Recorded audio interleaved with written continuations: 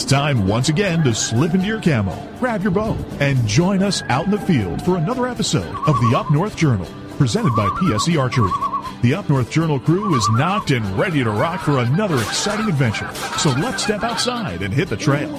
This episode of the Up North Journal podcast is brought to you by PSE Archery, Black Eagle Arrows, Scent Blocker, Killer Food Plots, Cabela's, Spot Shooters, Antler Action, Family Traditions Tree Stands, Tom's Custom Turkey Calls, and Badass Slingshots. Welcome back to another episode of the Up North Journal podcast, everybody. I'm host Mike Adams, sitting in the cabin this Sunday afternoon. Welcome. What's going on? Welcome. It's afternoon. It's daylight savings time. Oh, that's right. Yeah. You lost an hour of sleep last night. Yes, I did. You know what else I lost? I lost my coffee. Dan didn't make coffee today, so I had to make my own. I don't know what's up with that. Why did you not make me coffee? Because we were a little bit pressed for time to get here because... or bring me coffee. Well, it wasn't our typical weekend. No, we were busy. We've been busy the last 2 days. We were at the Cabela's Spring Classic. Spring Turkey Classic. Absolutely. Spent our day out at... last 2 days out at Saginaw. And then last night, I went to the SCI banquet in Flint, Michigan. Right, and we had an excellent seminar today. It's been good. Yeah, it was a good weekend. It's been rocking. So now we quickly rush back here to live stream the beginning of the show and the end of the show. That's right. And for those of you listening to the podcast, this isn't going to mean a whole lot to you because you're going to get to hear the middle of the show. But for those on the live stream, if you want to be able to hear the middle of the show, check out the podcast tomorrow morning when we get this thing posted, or either late tonight. We've got a great interview with Lincoln Rohn. Lincoln Rohn of Michigan's Let 'em Go and Let 'em Grow. They're talking APRs in this state. Yep. And the big push to get something done by the DNR this year for APRs, because if it doesn't happen, there's going to be a 3-year moratorium on changing doing things. anything. So, right. And we should know something here pretty soon. Right, exactly. We should know something by June. Yeah. The big push is up till May. Right on. So, it's one of those things that it's been talked about a lot in the state, and Lincoln Rohn and company have been out there really pushing it and seeing what's happening. Right. Absolutely. Well, I'll tell you what. Do you want to go ahead and get right to the interview? Let's do it. Well, Dan, tonight we got a special guest on board, somebody you've been talking to a little bit on Facebook. Yeah, I kind of picked him up on Facebook. Number one is because he's in Michigan, and he actually started this. We have on the phone with us the founder of Michigan's Let 'em Go and Let 'em Grow movement, right? Lincoln Rohn. Hey, Lincoln, you with us? Yes, I am. Hey, good to have you on tonight. Good evening, guys. Thanks for having me. Hey, not a problem. When it comes to deer hunting in the state of Michigan, anything that we can talk to somebody about and gain some knowledge, we're all about it. Yeah, we're all about it, and it's just our way of helping kind of spread the education. Yeah, absolutely. So yeah, yep, definitely. Me too. Well, so yeah, the group name is the actual technical name is Michigan Deer Hunters. Let 'em Go and Let 'em Grow. Okay, and that's the you're on Facebook. That's kind of where Dan met you, right? Okay. Now, yep. It's an actual closed closed Facebook group. Mm-hmm. So you don't go and just like the page. You have to apply to be accepted into the group, and then we would obviously go through and make sure you're from Michigan, that you are actually a deer hunter, and that that you're not a tree hugger. Right. That you're not an anti-hunter, because we get a lot of those, and then we would accept you into the group, and then hopefully start educating you from there. We have a pretty strong mission statement, mission objective that we refer people to, new members to, that they can read through, and if they have any questions, then they would obviously ask them at that point. Right on. And it's open forum, so people can freely post, and obviously, as we have administrators and moderators that keep tabs on things, but make you behave a little bit. Yeah. Yep. Because everybody's passionate about this. You got women and children on there too, so we like to run a pretty clean ship. So. Well, right. But and truthfully speaking, like we said, everybody is passionate about deer hunting. No matter what side of the fence you're on, if you're a deer hunter, you got opinions, whether you're on one side of the fence, like I said, or the other, or whether you got bad information or good information, you really adhere to those things, and that's kind of why we got you on tonight. We want to talk about some of those things. Maybe absolutely fact, fiction, this, that, and the other. But I want to step back just a little bit. Why did you form this group? How did you come about with this group, and what was the push behind it? Well, we struggled. We started doing, our own form of QDMA about 15 years ago on our property in Northwest Newaygo. Started passing up young bucks. Okay. And basically our property rule when we started was 3 points on the side. Okay. The kids, as my sons and nephews were coming up, they could start out. They were allowed to shoot their first buck, whatever they wanted. It was their choice. And then after that, then we held them to the 3 on the side standard. And okay. So as we're going through, we're struggling. We've got clubs around us. We've got state land on one side, and of course they figured out what we were doing, and of course then we've got the fence sitters. Mm-hmm. And we were just really struggling getting bucks, to 2 and 3 years old, and basically that's our goal is to shoot 3-year-olds.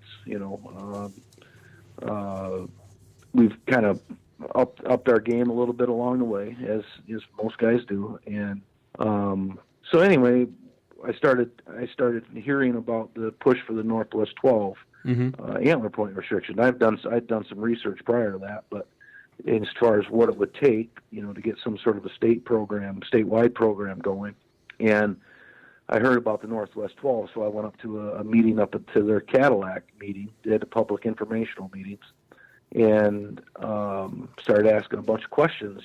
How did you guys start this? What system or program do you have to go through? Well, then that's when I met Tony Smith, pretty familiar name around for deer hunting in Michigan. Tony and I kind of joined forces up there, and that's when I made the Facebook page or the Facebook group at that point, just strictly to start getting support to make a run for antler point restrictions, and that was the sole purpose. And so then at that point, the Lower Peninsula Deer Management Initiative was kind of formed, and I was on the board for that with Tony and among many others. And we had meeting upon meeting upon meeting with the DNR, trying to come up with a strategy for the next push for not specifically antler point restrictions at that point, because we were still researching different options as to what they would accept and what was the best option for what we felt was our best option. So we researched one buck rule with them, and one buck rule does not protect enough 1.5-year-olds. According to check station data, we did all the calculations, and it only protected 40-some% of the yearlings, if that. And the requirement to enact a one buck rule would require legislation through the legislature. It would take money, right out of the DNR's pocket, from the combination tag. It would. There's a federal program. It's called the Robertson-Pittman Act that the DNR actually gets money from as far as for license sales. So it would cost them federal money. It costs them license sales from the combo tag, plus the entire funding package for the DNR would have to be restructured. So didn't feel that number one, it would take legislation. So we were just like, okay, we're not going to do that. So, and it's not going to give us the results we're looking for anyway. So we moved on to looking at the hunter's choice regulation, which is now enacted up in the TB zone. And we went through all of that. Well, again, it does not protect enough of the 1.5-year-olds. The hunter's choice is if you buy a single tag and you shoot whatever you want. If you buy the combo tag, you're restricted to 3 on the side for your first tag and 4 on the side for your second tag. Right. And it's just not an effective program. You're penalizing guys for buying 2 tags, the way they see it anyway. So the guy that really wants to, have practice antler point restrictions and pass younger deer, well, you still have the guys that are out there buying 1 tag that will, that continue to shoot the young bucks that they're passing. So and it's really not been effective at all in the UP or in the TB zone. So anyway, we researched all of that with the DNR, and we decided that a straight antler point restriction would be in our best interest.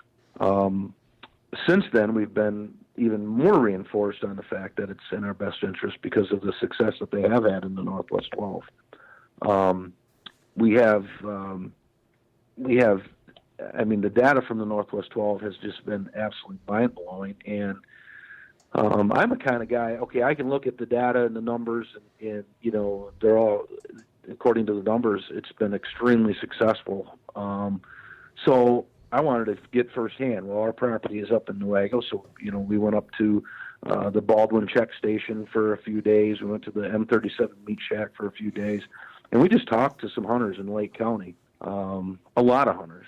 Mm-hmm. And I'm telling you, those guys are, and then I'd introduced myself, and it's almost become uncanny how many people know about my group and me, and they're just like begging me, please don't let them take this from us. This is the best thing that's ever happened to our deer hunting up here. And, there's actually excitement. These guys are just wholeheartedly excited about the number one, the number of bucks they're seeing. Number two, the quality of bucks they're seeing. Not only, that they're seeing with their own eyes, but the trail camera pictures that they're getting are just incredible. Mm-hmm.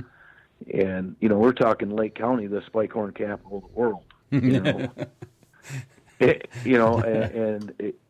it's just been, that's another reason why I kind of keyed in on Lake County, is because I've hunted up there for 40 years, right, just south of it, and I know the area, and right, it's, you'd see in the 80s, you'd see 100 does, you'd see one spike horn, if the Lord was willing and kind enough to bring them past you. Right. Oh, yeah. You didn't see a lot of bucks. Well, are you seeing that same reaction out of private landowners as well as public land hunters? Both, yeah. Both. And okay. I've actually had a couple guys at the meat shack that were strictly public land hunters up mm-hmm. there, and they were absolutely blown away. They said in years past you couldn't do. To me, public land hunters should be the ones that are most excited about this, because they have no means of doing any sort of deer management, right, as far as quality. Right. They pass a buck up. Well, guess what? It's pretty good chance it's not going to make it to its second birthday. Right. Whereas with antler point restrictions, they can pass a really nice big 4-point, and they know it's going to be there next year because nobody else can shoot them either. Right. Right on.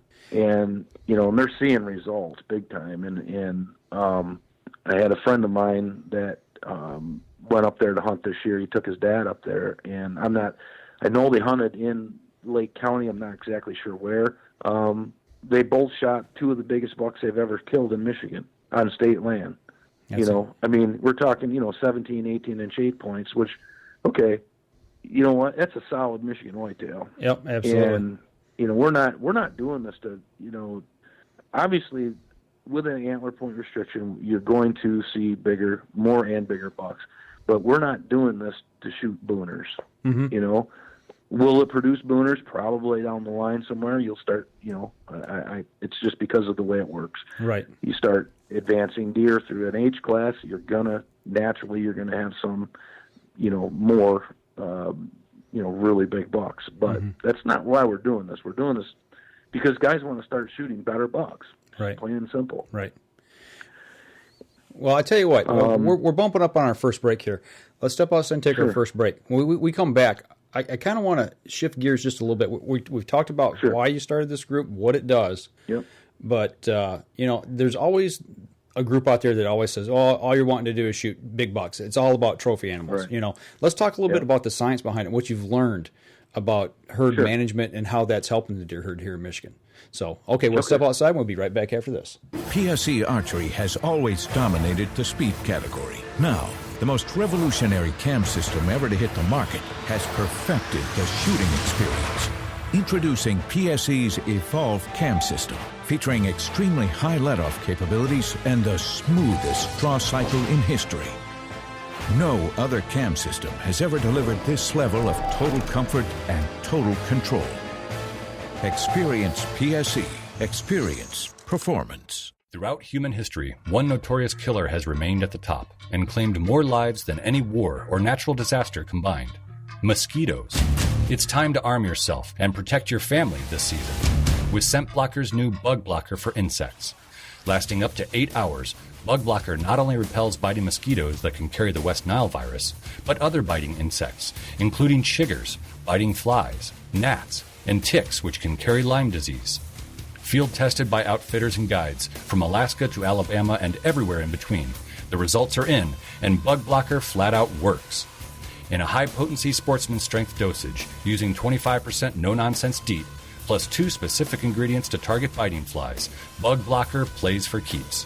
For ultimate protection, pair Bug Blocker insects with Bug Blocker ticks.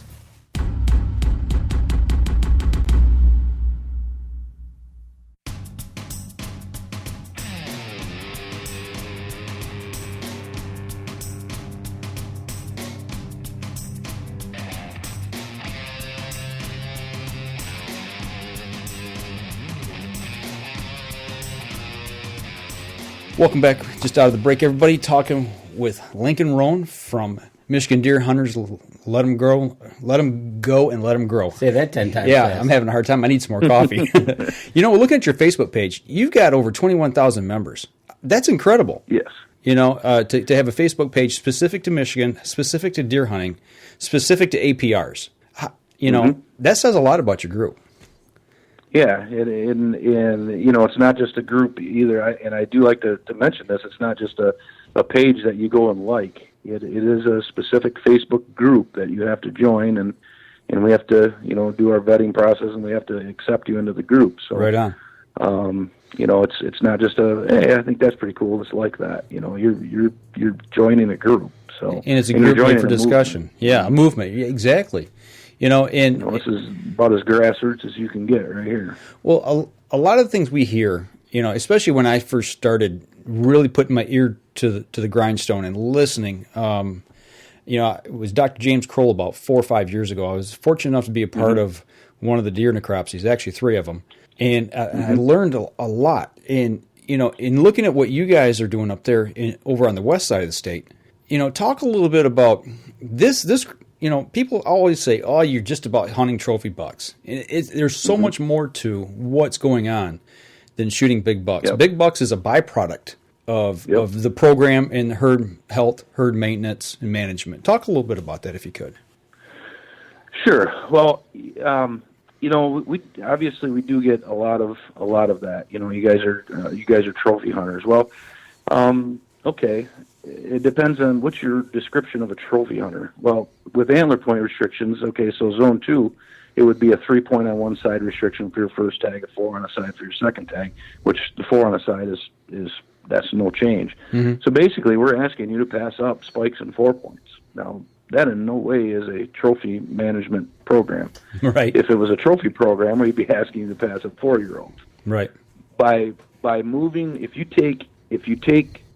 And I don't have my numbers right in front of me, but if you take roughly 125,000 year and a half old bucks, and they make it to 2 years old, and those are about rough. Those in the first year of APRs statewide, that's approximately what would happen. They have about 125,000 bucks going to their second birthday. Okay. Well, all of a sudden, you've instantly more than doubled the number of bucks that you have in the state, because number one, you're going to take 125,000 year and a half olds, move them to 2, plus you're going to have a whole new crop of year and a half olds moving right in behind them. Plus you have the 2 and 3 year olds that are still in the state. Right.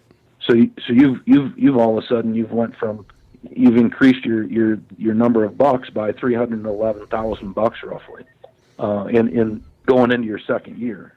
And it's definitely not a trophy program, but let's face it. You know, the night before gun season or bow season, you know, I'm not sitting in my bed tossing and turning thinking of the spike horn walking out. Nobody does that. Right. And if you tell me you do, then you're lying. And you're dreaming about the big old mossy horn coming up out of the swamp, and you know, and smoking him. And you know, so is it a trophy program? No. Is the byproduct of what we're doing bigger bucks? Yes. It's bigger bucks. It's more bucks. It's a better quality herd. Your rut is going to be more intense. It's going to be shorter, which is better for your deer herd, because you don't want bucks running all over the freaking place, you know, for 3 months. Bingo. it wears them out. That's that's what they're there for. They're there to carry on. It's very important that you bring that up. We had this discussion this year at my camp. We had some people in that were asking about this, and it's very important for people, I think, in Michigan to understand. They think to the rut, okay, a buck's chasing a doe. They're going to breed, right around gun season, between gun season and December. And what they don't realize is when you don't have enough bucks to breed all these does, or you don't keep your does in check, those bucks are breeding first cycle. Well, if the does don't get bred, they go to second cycle and even go to a third cycle. And the buck never has time to recover. Yeah, and at this last necropsy that I was at on Turtle Lake, one of the coolest things that I learned while I was there was, by measuring the fetus of the does that were harvested, they knew exactly what the date was when those does were bred. Yep. To the day. Yep. And what they found was there was a lot of them that were bred the first of November, while there was also some that were just bred in probably in late December. Which is not a good thing, and and that's another key that they realized. Okay, we have too many does, and it was pretty cool when somebody asked the property manager, how many deer do you have in Turtle Lake? He said, I don't know. He said, well, what do you mean you don't know? He said, I have no idea. He said, I don't need to know. He goes, everything that we're learning right here on this table is telling me what I need to know. Yep. We have too many does. Right. So you with more and old, you have a more diverse age class of bucks, and and it's just a better hunt. I mean, you're talking about an intense rut, and it's going to be short, and it's going to be you're going to have bucks responding to grunt calls and rattling, and it's and you know what? There's something to be said. This year, I'm sitting there in mid December, and I had 7 young bucks in my food plot in Nuevo County at the same time. And some of my best hunts this year, I never released an arrow, never shot a bullet. Absolutely. I mean, I absolutely enjoyed. I had a big 6-point, a big 2-year-old 6-point, and a bunch of yearlings that are. I'm thinking that this is Nuevo County. And I have 7 bucks under me, and those bucks are going to be there next year. Absolutely. And we're not even in the APR zone. We're doing it on our own. Right. And if we can have that kind of success on 160 acres in Nuevo County, just imagine what doing this statewide is going to do. Yeah. Talking about it's statewide, going to continue to get better. Is that the direction? I mean, obviously that's what your group wants to see, and people who are of that whole mindset, talking about quality management of a deer herd statewide. Are we close to seeing this happen statewide, in your opinion? Well, I think a lot of it is riding on what happens with the Northwest 12. They are surveying the Northwest 12 early at our request, at the initiators of the Northwest 12 request, because of the 3-year regulation cycle. Okay. 2017 is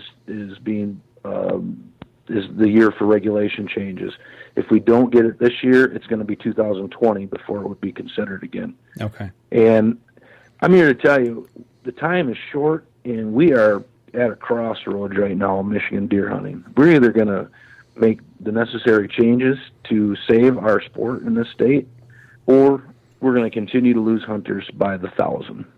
And we already, this past year, we're down to 608,000 hunters from,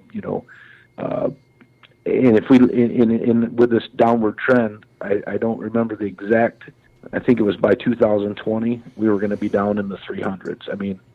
2025 is down in the 300s, which Michigan can't sustain, anything with 300,000 hunters. Can't do it.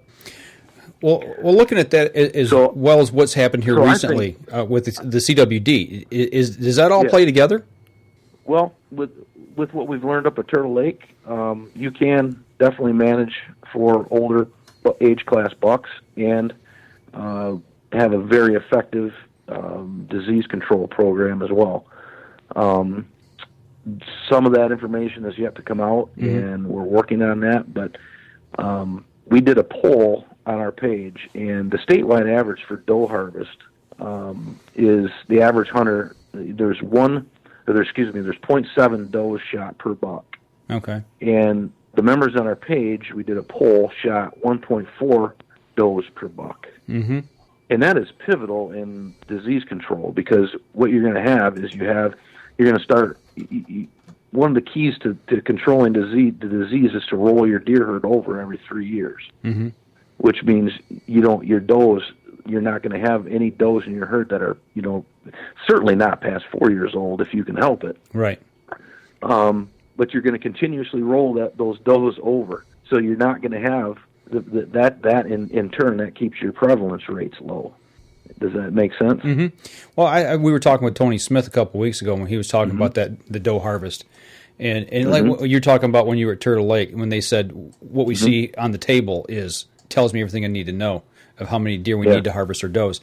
But Tony said that there should be a bell curve, and if you're hitting that 3.5-year-old mark, which coincides with what you're saying. Then if you're above that, then you're not harvesting enough does. If your bell curve on your average age doe harvest is less than 3.5, if you're more towards 2.5, then you're over harvesting. So he said you want to try to keep in that 3.5-year-old range. That goes with what you're saying, right? Yeah. Yep. Exactly what I'm saying. Okay. Yep. And by keeping your overall population. Back in the 80s when we used to see 100 deer a day, that's not a good thing. No, that is a terrible thing, and you don't do anybody any good. You're not doing your habitat any good. You're not doing your deer any good. It's just bad. And by and large, the guys in almost by default, when you put an antler point restriction in place, you almost automatically put more pressure on your does. Mm-hmm. And some people see that as a good thing, some people see it as a bad thing, but we know for a fact that is a good thing. Well, I think that's the important thing to get out is the information on the doe harvest. I mean, we see this with the older generation. We see it at our camp. I see it with my own dad. Sure. You don't shoot the does because that's next year's buck. We've heard that for years and years and years. And now that's why it's so important to get this science out and really get people to understand what's going on with that. So changing those mindsets. Michigan hunters really need to get out of the mindset as I got my buck. Well, listen, guys, it's not difficult to shoot a buck in Michigan. Okay, I mean, you think about this. We have very liberal seasons. We have all the technology in the world. We have trail cameras and rangefinders and high power rifles and shotguns that you can shoot 250 yards with, muzzle loaders that you can shoot 250 yards with, scent lock, ozone. I mean, you name it. The deer doesn't have a freaking chance. Right. And we need to start protecting some of these young bucks and let them get to their second birthday, and the rest will take care of itself. It really will.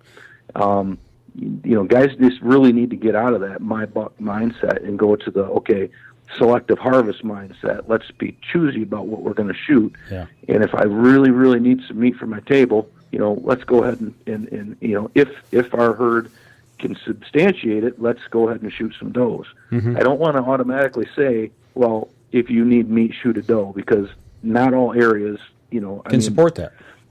Right, exactly. So if let's take pressure off of the young bucks, and if it makes sense in your area and you have enough doe population, let's go ahead and shoot some does.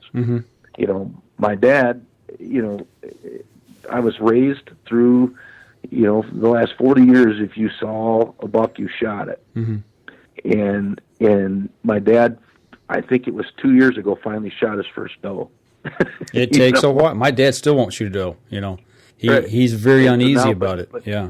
But now he understands, and it's taken a while, but and he understands. Well, now he's starting to reap the benefits. He owns the property; it's his property. He can do what he wants. Right. He's asked me to manage the property, but he owns it. So if he wants to, bottom line is, if he wants to shoot a small buck, he can. But the thing is now he's starting to see the benefits, and guess what? This year he shot a 126-inch 8-point in Nuevo County. It's the biggest buck he's ever killed.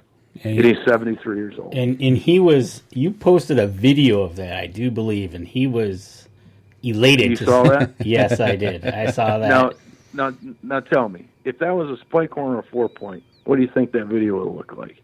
Number one, I probably wouldn't have taken it. I was going to say. You wouldn't have videotaped, right? Yeah, you wouldn't have. I mean, you just look at the sheer excitement on his face and my face, and I was able to share that with my father. And it was. And again, I did not shoot a buck in Michigan this year for the first time since 1989. And I tell you what, this is one of the best years I've ever had. There you go. It's not always about what you bring home. There's memories out there that just go far beyond. And you talk about shooting does. Yep. We made that choice this year that we were gonna. Our target. We've got 640 acres we hunt, and we're targeting 25 deer or 25 does, and that was hard. That was hard to do for some people, but we shot 23, shot one buck. And that was it. And there's some other landowners around us who are like, hey, what are you guys doing? And it's like, look, nobody else around us is doing this. Of all the other camps, we've got this co-op going. We've just kind of started trying to get it up off the ground, but there was, I think, only 2 or 3 other doe shot on surrounding properties. That's it? Yeah, that was it, in $3, and it's just like, guys, we're doing the grunt share of the work, we've got to have other people help out, because we take them out, what happens? More fill back in from the surrounding properties. Right. So, exactly. We had the same situation a few years ago. We ended up shooting 13 does. We had 5-acre turnip field that had, it was one of the most pristine looking turnip fields you've ever seen in your life. Mm-hmm. Knee deep turnips, bulbs the size of softballs and bigger. And by the end of November, it was decimated. Mm-hmm. And I just went, we have too many freaking does. This is insane. Yeah. And we've actually had to go, and we have to put electric fences, dual perimeter electric fences. Yep. Around our fields to protect them long enough so that they can get established before the deer destroy them. Yeah. And, we shot 13 does that year, and our neighbor was not a happy camper. Yeah. But we did it, and the next year we shot, I think, 6. Mm-hmm.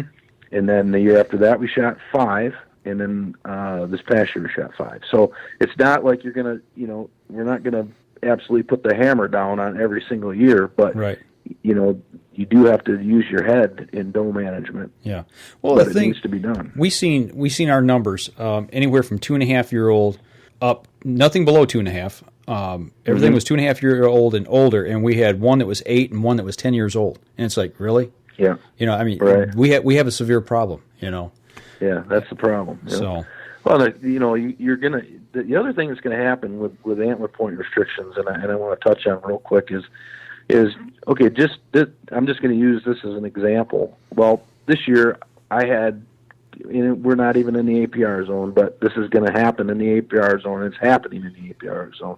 Is all of a sudden you got guys starting to see these bucks on trail camera. They're seeing them. I passed up a absolutely gorgeous 2-year-old this year. Called him Cactus Jack. He had just a mess on one side and a beautiful 4-point frame on the other side, and it was the coolest buck ever. And I passed him up 3 times this year because we had a 140-inch 9-point. We had this 126-inch buck that my dad shot. We had another 125-inch buck that my nephew shot. We had all these bucks. Well, why would I shoot this other deer? Mm-hmm. He would have been APR legal, and he was legal according to our, property rules. He was a 2-year-old, and he had 3 on one side. That's our goal. Mm-hmm. And obviously mine are, a little bit more than that, but for our property, that's for the young guys, for everybody. It's 2 years old, 3 on the side. Okay, so you're throwing in as well the age class as well as the APR at your place. Yes. Okay. Yeah. Yep. And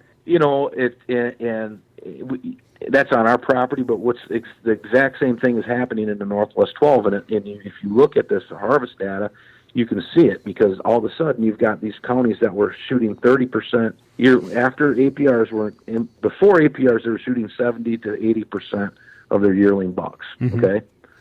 So after antler point restrictions, that drops down to about 30%. Okay, mm-hmm. Pretty much through roughly right in that area through those 12 counties. Well, all of a sudden, the 4th year now, several counties that are down to 9%, 12, 14%, and then all of a sudden they're shooting more 3-year-olds than they are 2-year-olds and year-and-a-half-olds. You're seeing the switch over for them self-managing and shooting older bucks. Correct. Right. So guys are clearly passing up APR legal bucks. Right. Only because it's once these guys start to pass bucks, it happened just like this for me. I passed my first buck up, and all of a sudden it just got easier. Mm-hmm. And then you start seeing the benefits of it, and it gets easier and easier. And every hunter goes through this. Yep. Okay, every hunter goes through this progression. However, antler point restrictions kind of speeds that progression up a little bit. Yeah. Yeah, that's kind of my mindset. The way I've done things in the last couple of years, it's 2.5 now. This last 2 years, I've been hunting, 3.5, 4.5-year-old bucks. That's kind of been my mindset and what I've pushed towards. So yeah, I understand exactly what you're talking about. It's a progression. Yep. So and in this, we're, like I said, we're kind of at a tipping point here with the state, and I've got a lease in Illinois. We hunt in Iowa. We've hunted Ohio for many years. Why does a guy that has access, my family owns 160 acres in Nuevo County, why do I have to go lease property in Illinois? Absolutely. Makes no sense. Absolutely. Well, and one other thing that I want to touch on, too, is the youth, okay? Mm-hmm. The average, let's talk about who's going to be buying tags for the next 40 years, and it's the guys that are in their 20s to 30 years old, and I think it was, and again, we did a poll of our group age, and the highest percentage of members was from 25 to 35 years old. Mm-hmm. Those are the guys that we need to start managing our deer herd tours. Those are the guys that want antler point restrictions, and they're the ones that are going to be buying tags for the next 30, 40 years. Right. Well, and I think I'm down here. I'm 47 years old. Okay, if I shoot, if I hunt for another 20 years, I'm going to be extremely fortunate. Right. Right. Well, and that's we need to start, getting a better product for these guys that are wanting it. My sons and my nephews, for instance, my nephews went to college, so they didn't get a lot of time to hunt for the last 4 years. Mm-hmm. Well, now they're both Grand Rapids Police Department police officers. So they really don't have a lot of time. And now guess where they hunted the first week of November this year? Not on our property in Nuevo. They drove to freaking Missouri and hunted in Missouri because that's where the big bucks are. Yeah. Under antler point restrictions in Missouri. You got limited time off to the go. Northwest 12. However, and they're in the same mindset I am of those guys is, everybody says, well, you guys are 8 miles south. Why don't you drive up there and hunt? Mm-hmm. You know what? Because I don't want to wreck their hunting. That's you know what I'm saying? Mm-hmm. I mean, we're going to naturally have some guys go up there, but to me, I don't want to, I don't want to infringe on those guys. They worked hard to get this in place. Right. And in reality, we should have this statewide. It really should be. And everybody should be reaping the benefits of what's going on up there. Well, you talk about the younger people coming up behind us. They're more in tune with technology. They're more in tune with the science behind what's going on. They're savvy that way. So they're buying into this. They're in the information highway. These guys are, these people are, and we're seeing a lot of females coming in. Absolutely. And I love that. I'm here to tell you, we gave a shoulder mount away for the youth hunt last year, and we had 17 boys submit pictures. We had 16 girls submit pictures. There you go. I mean, I was absolutely doing backflips. I was so excited about that, and they were raised in the green generation. They want to be part of the solution, not a part of the problem. Absolutely. Well, I tell you what, we're bumping up on time here. We'll take another break and come back. Mm-hmm. I want to shift gears just a little bit, but sure. we'll delve into this a little deeper here when we come back. We're going to be right back after this. So what do you do when you've completely redefined the way bows are engineered? When you've reached the pinnacle and the band starts playing your victory song, you start a revolution out of thin air. Introducing the all-new PSE Carbon Air, engineered with true carbon technology to be the lightest high-performance bow in the world. Experience PSE. Experience performance. Killer Food Plots have been helping property owners for over 20 years create premier whitetail habitat. Whether replenishing your soil with their all-natural Organics Fusion pellets or planting a premier KFP food plot seed blend to help your deer rebuild their bodies through spring and summer while supplying the much-needed high energy during and after the rut, you can trust that Killer Food Plots family and their products will help your deer achieve their full potential.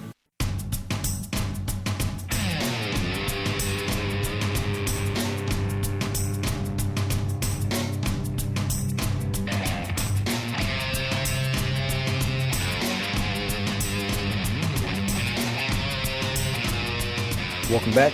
Man, this has been incredible, man. Knowledge-based. It's been a knowledge-based, fun-filled, scientific evening of technology, the whole 9 yards, and talking about deer hunting. Absolutely. Right on. But, we talked about your website. We talked about, the science behind it. We talked about, your point of view on things and what's going on in the state, where we want to see things going. But you've actually got an event coming up that we kind of want to wrap the show up with and let everybody know that you've got an event coming, and how can people here in Michigan – what's it about? What's going to be there? What's it going to cost them? And where can they find out information? Okay, well, it is our second annual Michigan Deer Hunters Let 'em Grow Whitetail Summit. We call it a summit because it's not just a QDMA banquet, or we're really trying to advance this whole movement and bring our members together and have information-packed speakers. Last year, huge success. We had 250 people at the event. We had members from the DNR, heads of the DNR. We had a sitting NRC commissioner there. We had it was a great night, and we gave away. I mean, I can't even believe how many things were donated for the event from many Michigan-based businesses. We had vendor tables. We had 10 vendors on hand, all Michigan-based companies, and we're having that again this year. We did a raffle, a drawing for any military, police, fire, first responder in attendance. I brought them up on stage, and we had them introduce themselves, and we did a drawing for muzzleloader for them. We did the same thing for youth. So any youth that was in attendance, they had an opportunity to win a muzzleloader package, not just a muzzleloader, but a complete package, everything that you needed to go out and hunt.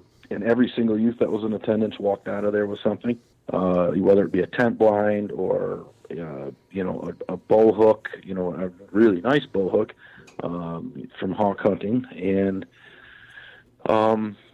it was just a great event. We had keynote speakers. We had Jim Brocker.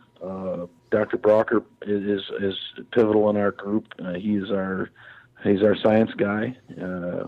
We bank on him for a lot of our data and our information, and I'm the sales guy of the group, so I can take it from there. And so he spoke, and we had Anna Mittering from she's the co-op coordinator. She spoke on QDMA co-ops, and we had Jake Ellinger spoke on habitat enhancements, and we had Nick from Killer Food Plots spoke on food plots. And so it was the initial speaker was all about APRs and why we do what we do, and then the rest of it was about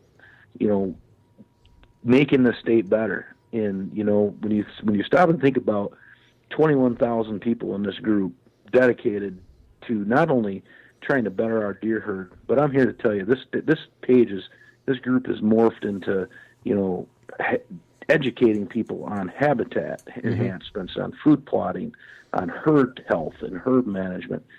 And I'm really proud of that fact, that it's not just about antler point restrictions anymore. I mean, that's our mission objective. That's our goal, but it's so much more than that. So anyway, so this year on April 8th, we have our second annual summit, and it's in Mount Pleasant at Bucks Run Golf Course. And ticket information, if you go to Eventbrite website and you punch in Michigan Deer Hunters Let 'em Grow, it'll bring you right to our link to purchase tickets. Single tickets are $50 to the event, couples tickets are $90, and youth tickets are $25.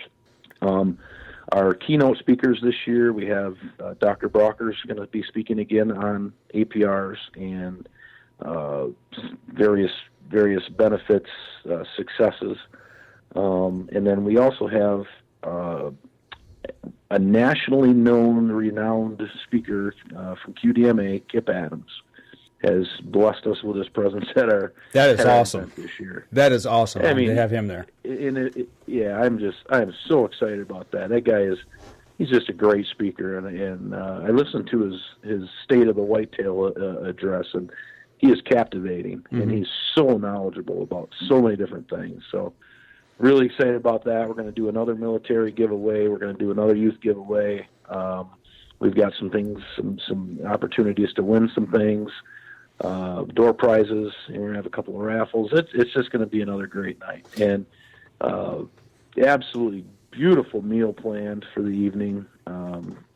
We've got 10 vendors, all Michigan-based vendors, hunting obviously related, from taxidermists to scent to minerals to food plot seed. Just going to be a great night. Is there limited seating? I mean, do you have a certain amount of tickets that you have available? There is limited seating. That was my next plug. Is you've got we have room for 250 again. Okay. And I believe that we are down to about 100 seats remaining. So okay. Get them now. Don't wait, yeah, because it's coming up, and once they're gone, they're gone. So right on. Okay. Yeah, it sounds to me like it's you cover everything from A to Z. As far as how the APRs, all the way to food plots to the science behind it. Like you said, it's the whole 9 yards. So it is. It sounds like an event to be the at. whole 9 yards. Okay. Well, I'll tell you what. And that's where our moving forward. That's where we will go. If we say we do, are successful in getting the antler point restrictions this year, which we're very hopeful, we're very close. Then we continue to educate people. Right. So. Now, looking ahead, is there going to be any other events after this that somebody might be able to attend? From our group, we're looking at a lot of different options as far as habitat days and food plot days, and we definitely are going to be moving in that direction. But over the next few months, everything that I have is going into the antler point restrictions, because I'm telling you, if we don't get it by 2017, it's going to be another 3 years. So I'm full bore. I'm full steam. I'm not letting up. I've been doing this a long time, and I'm highly motivated. So right, and they're going to make those recommendations in June, right? Yes, sir. Well, they would be May is the big May date. May is when they put it out, and then June is when they approve or make the changes. Yep. Sounds to me like he's mashing the gas, Danny. He is. He's stomping on the gas. Oh yeah, the gas has been pressed to the floor, and it's going to stay there. All right. For the next 3 months, so 2 months. All right. Well, everybody that's listening, you've got the information to where to go for this event. You've heard him talk about this. Go over to the Facebook page, and click on there, get vetted, be a part of this page. That way, the information's there for you. Become part of the discussion. If you care about the outdoors and the animals, it's a good thing. It's not all about trophy hunting and hunting antlers. It's about a healthy herd. It's about a healthy herd, absolutely. And it's about the next generation coming up. So, and we've talked with Nick Percy about a healthy herd. Absolutely. So, Lincoln, it's been a pleasure having you on tonight. Thank you for sitting down, taking a part of your Sunday evening out, and hanging with us here on the show. And can't wait to talk to you again. Absolutely. All right. Anytime, and I appreciate you guys having me. Really do. All right. Well, we'll catch up with you again here real soon. Sounds good. I shoot PSE because I like one pin to 40 yards. I shoot PSE for the perfect combination of feel and performance. I shoot PSE because you can shoot lighter poundage and increase arrow speed. I shoot PSE for the fastest bows on the planet. I shoot PSE because my livelihood depends on my bow. I shoot PSE because better engineering makes a better bow. I shoot PSE. I shoot PSE. I shoot PSE. I shoot PSE. Experience PSE. Experience performance. Throughout human history, one notorious killer has remained at the top and claimed more lives than any war or natural disaster combined. Mosquitoes. It's time to arm yourself and protect your family this season. with Scent Blocker's new Bug Blocker for insects. Lasting up to 8 hours, Bug Blocker not only repels biting mosquitoes that can carry the West Nile virus, but other biting insects, including chiggers, biting flies, gnats, and ticks which can carry Lyme disease. Field tested by outfitters and guides from Alaska to Alabama and everywhere in between. The results are in, and Bug Blocker flat out works. In a high-potency sportsman strength dosage, using 25% no-nonsense DEET, plus 2 specific ingredients to target biting flies, Bug Blocker plays for keeps. For ultimate protection, pair Bug Blocker insects with Bug Blocker ticks.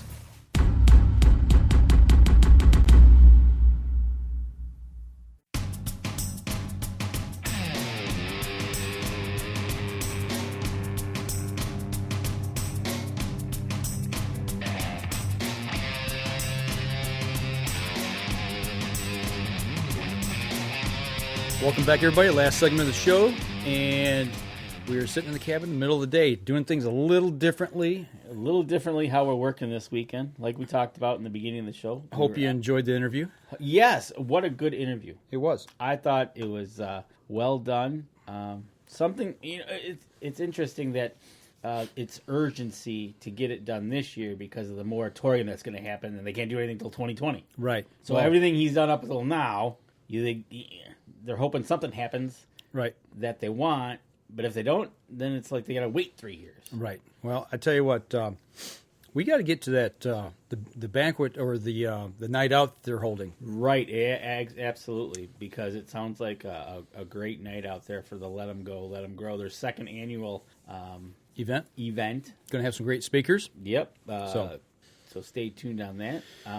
But yeah, it's getting to be about that time. That has to happen by June. Mm-hmm. But if we get to June, our turkey season's over. Yeah, turkey season's over, but you know what? There's things you can do out there, unless you live in the state of Illinois. I read a great article today. Uh-oh. I posted on the Facebook page, and I don't think you went and checked it out. I just saw a little headline there before we went on live. All right. Just so I knew you posted it this morning. Yeah. So what's this great article? Well, evidently on public waters in the state of Illinois, streams, rivers, whatever, what have you. Here in Michigan, if you got a boat that's got a motor on it, you have to have it registered. Yes. And when you register it, you get your little sticker and you put it on the side of the boat, and you're able to, get out there legally and do whatever you need to do on the water, whether it's fishing or boating or skiing, what have you. Correct. If it doesn't have a motor, like, a canoe or a kayak or a paddle boat or anything of that nature, it doesn't need to be registered in the state of Michigan. You're just floating. You're just floating, no motorized? It's not a motor vehicle, okay. Not a motor vehicle, so to speak. In the state of Illinois, they have proposed to start registering those vehicles to get a $6 permit to be able to use the water in the state of Illinois. Okay, so kind of like if I have a tube? You got an inner tube, you have to register it. I don't know where you're going to put the stickers onto that, but you have to register it. If you've got a kayak, if you've got a canoe, paddle boat, anything you can basically float down the river on, you have to register. And you have to wear a life jacket as well. Well, yeah, you should wear a life jacket. You should, but I understand. Safety. I understand people they're going rafting or floating down a river. Yep. Doing nice. We see it here in Michigan. A lot of these lakes and or rivers, I should say, and streams, people they jump in an inner tube. They tie them together. And they just float on down. They'll tie a cooler to it and float it down. Big floats down the Asable. They got the yearly float down Lake St. Clair. Sure. Which can be hazardous. So they're going to charge people, everybody that basically floats, $6. Yeah, and you have to wear a life jacket, and you can be charged with OWI, or in Michigan we call it OWIL, basically operating while intoxicated. Yes. Or operating under the influence, as we call it here in Michigan. So basically you're operating a tube while liquored up. Yeah. So even though you're just floating. What I want to know, what if you get in the river with a life jacket on and float? Do you have to register yourself? There is a really, really big gray area or in this. Let's say like one of the pool floaties that you lay on. Raft. You lay out, the long one, like you can lay your whole body out. Do you have out. to register that? Well, according to what you just told me, what if you got youngsters with you and they got the swimmies on? And they put water wings. Water wings. Do they have to register those? You got to put a sticker on each one. You know, where does it end? That's my question. This is, I think, where the gray area now officially arrives, because if you tell me, we'll pick a tube which is round like a donut. Yeah. Okay. Let's say you gotta get that registered. You have a like the lounge chair type. Yeah. You have to register that, right? Okay. So according to the law, the way the article was written, and this is from a TV station. It wasn't just like just somebody ranting. I mean, it was from it was an official story that was put out. So what if you get a tire inner tube from a semi? Inner tube, yeah. And that's black. That's not a color that's not put out by a company. That's put out by a tire company. But according to that, you're gonna have to. My theory is here you have to register, so you get a sticker you have to slap on it. I don't know. That's the part I didn't understand. But the point was, it's a water use permit. So in other words, the way it's worded is to use the water. So to use the water, public waterways. Now, can this be? Do you think this could be done like here in Michigan, the license plate tab? You put in for your park sticker, pay $10. I don't know. But this could. Okay, so is this a good idea or is this a bad idea? I think it's a bad idea. My 2 cents worth. Okay. I think that you know what. To tell you the truth, I think about it. I'm seeing a money grab here. It's a money grab. That's all it is. I believe. I mean, I haven't dug into the story, real deep, but think about, okay, when we pay for our hunting license, we're taking something from the land. We're taking game, okay? Right. You get a firewood cutting permit. $20. You're taking from the land. You're taking something physically from the land. Right, and you've paid your $20 to go do the legwork to go get it. To go get it, Which actually helps out the forest because you're removing things. Now, you take it in the other direction, there are state campgrounds, but wilderness campgrounds, rustic primitive campgrounds here in Michigan, there's a few. I think you have to have a campground permit. You have a camping permit. You when you show up to use that site. There's a board there. You log in. Yeah, I log in or fill out the tag. Log in. Yeah, log in. You fill out the tag and you go ahead and but you do register. Yeah. So, and I think there might be a money box there. That's a use fee, right? Not because you're taking something, because you're doing something on the land. So is that the same thing? So now here you are, got your inner tube, jump in the river, jump in it, and float. Yeah. And you got to pay $6. Yeah, to register that item for the year. What if you have two, one in each arm? I guess you got to register two. I'm kind of. Yeah, dude, I'm telling you, it's a slippery slope here. It's a slippery. Well, okay, so it's a slippery slope as for the money grab and that, but I also think it's a slippery slope as what could down the road happen. Mm-hmm. You and I talked about this today. We've talked about it before. Once you start charging use fees for whatever, you're not taking from the land. You're participating on the land. You're walking, hiking, biking. You're not taking anything from the land. At that point, when somebody pays for something, they have in their mind a right to petition, it gives them a voice, a claim. Hey, I need you to cut all the trees out of that river that's falling across it because I'm tubing down that and I want it cleared. So, if you go to the way you posted it, and there was a comment on there that says, "Well, I have to pay to hunt, so why not make them pay?" All right, here's my rebuttal to that question. You're out there hunting, and all of a sudden now the person that now has a voice wants, I'm not trying to get on anybody's case or anything, but I'll just say the bird watcher. Yep. That doesn't have to pay anything right now. Right. All of a sudden sees a sect of land that he likes to bird watch in. Yep. I don't want anybody shooting. But I don't want those people coming in and hunting that area. Then he petitions to have that land closed to hunting. And he gets enough people around the area that says, "Oh yeah, you're right. I only see bird blah blah blah in this area. We don't want this people hunting and pushing them around. We want to look at our birds." Right. So now all of a sudden you've now closed that off because you got enough people to petition through. Yeah. Once you get money involved in paying in use fees and things of that nature, then it almost gives somebody in their mind the inalienable right to be able to complain and petition and do something. I think, like you said, it's a slippery slope that it can go very bad. Mm-hmm. It might not go anywhere at all, right? But the bad part of this, it could open up a can of worms to that effect. You're now okay. Let's go now. Take the floaters. Mm-hmm.